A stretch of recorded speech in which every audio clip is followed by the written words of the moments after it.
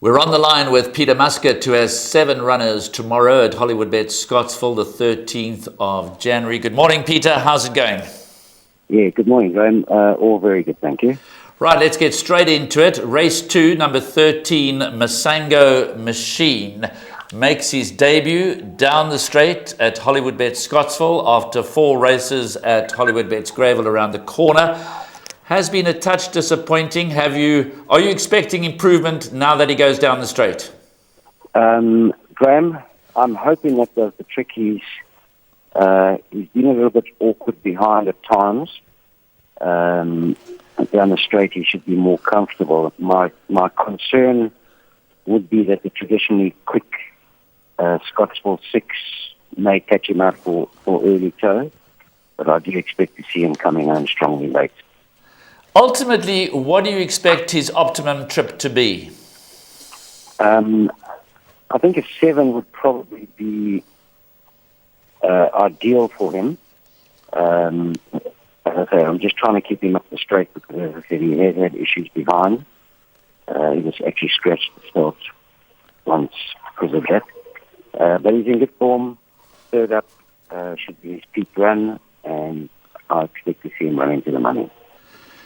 Moving on to race 4, you've got the very promising number 6, Hugs Accepted, daughter of Oratorio. She's won 2 of her 4 starts emphatically last time, so she also goes down the straight now at Hollywood Bet Scottsville. Is she heading in the right direction? Yes, she's done very well. I feel she's probably progressed again since her win at her last start. She is a real little madam and does what she wants to do. She got left the gates very badly in her third start, but with the assistance of Mike Shaw, we managed to get her jump. She's been at her last start that she won. Mike will assist again tomorrow, and if she does things right and doesn't bring her quirky little characteristics to the course, I expect her to be very competitive in a race that is stacked with form. Yeah, interesting runners. Obviously, number 7, She's a Keeper, won so well on debut, beating little of note, but nevertheless, she has a bit of a reputation. She's a classy 4-year-old daughter of Give Me the Green Light, and with just 68 merit rating, she could be well thrown in here. And of course, we're expecting a much better run on the turf, down the straight from the Justin Snaith train, number 2, Elle's Flaming Beauty. But certainly, if all goes according to plan and she gets away on terms, number 6, Hugs Accepted, is in a good space and will make her presence felt. Now, interesting decision you've made. The maiden Hello Tomorrow lines up in a handicap. She's a beautiful daughter of Dynasty. She caught the eye last time out. She's certainly, albeit a maiden, been placed second on a huge number of occasions. You're going to win a handicap with a maiden? Well, I've got quite a few fillies in the same category, all looking for 5 furlongs, and I didn't want them to bump. Now, this filly I've leased from Ridgemont, so rather than taking her stable companions on, I just elected to go for this race. She's progressed nicely since her first up and second. I think her form picked it up in Cape Town basically because of soft ground. Back on the firm surface on the poly of her last start, she obviously showed a return to form, and I do think she has progressed since she's tightened up nicely. She has a light mass to carry, and could, she's very speedy, and so she could make her presence felt in not a particularly strong-looking race. Well, she certainly wouldn't be the first maiden to win in handicap company. Mike de Kock and others have tried that tactic, and why not? She's got a confirmed rating. She comes into the race with true handicapping terms. So we wish you well tomorrow with number 6, Hello Tomorrow. Race 6, you saddle another very competitive runner in the form of number 4, Purple Persuasion. What are you expecting? Right, she fluffed her lines badly at her last start, where she got very worked up behind the barriers. Lyle Hewitton, who rode her, said that she, to all intents and purposes, had run her race before she even got in the barriers. She sweated up badly. Tomorrow she will go down. She will race in earmuffs for the first time. She'll go down with a pony to try and keep a lid on her pre-race. But her work is solid. The penultimate run was really good over the mile, which she drops back to tomorrow. She ran way above her rating in that race, and with a repeat of that run, she certainly also could make her presence felt in the field.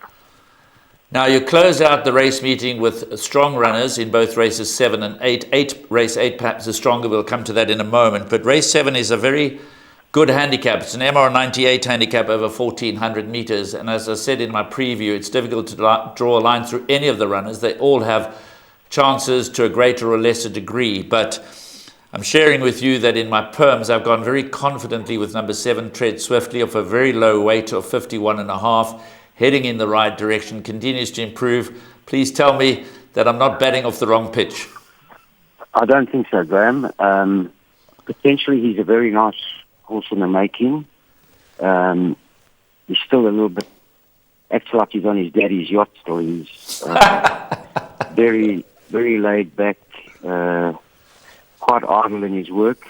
But as soon as you slap a pair of blinkers on him, he grows another leg. So, obviously, it's a fairly quick backup where he just got touched off at his last start. But he has got the lightweight to assist.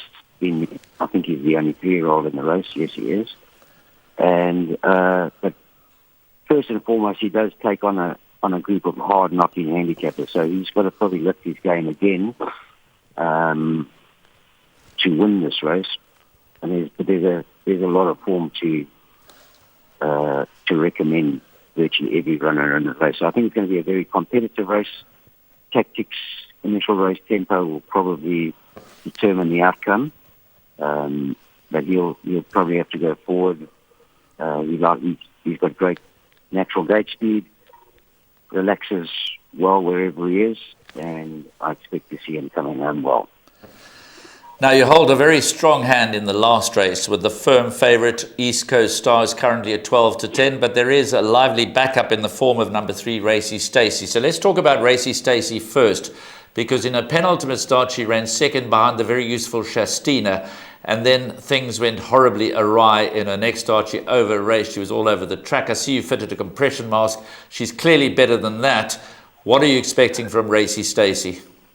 Right, her first 2 starts where she was green were encouraging, and obviously she ran that decent second, but she'd been very sluggish to get out the gates in both of those races. So from a good draw at her last start, Jabu dug her out the gates, got her into a handy position, and then she just latched on properly. So she effectively run her race before they straightened, hence very disappointing effort. Raymond Danielson takes the ride tomorrow from a good draw. Doesn't look like there's a lot of early race tempo in the race, but it's providing she gets cover early. I'm not too perturbed where she sits. The work is very good, and a repeat of her penultimate start should see her being involved as well. Stable companion is number 8, East Coast Star, has all the form in the world coming into this race. Would it be fair to say, firstly, that she is the stable elect? I would think so at this stage. Racy Stacey's probably looking for a bit further ultimately, whereas East Coast Star is probably more comfortable at the 7-furlong trip. She is a very big filly, and my biggest issue with her, she's as tough as nails, but my biggest issue with her is getting her stripped down. She works harder than most people that I've known in my life, and she still holds on to her condition. But in saying that, she has tightened up marginally heading into this race. After working every afternoon, she goes on a treadmill. She either goes on a canter or a trot in the afternoon just to try and strip her down. But she's certainly heading into tomorrow's race the most fit she's been in her 3 starts to date. Well, I guess that's all we need to know. She's heading into the race fitter than she's ever been before. The form speaks for itself. Hopefully the race will pan out for the Peter Muscatt stable. You could well settle the exacta. Peter, as always, a true professional. Lovely talking to you. Have a nice day. Thank you very much, Graham.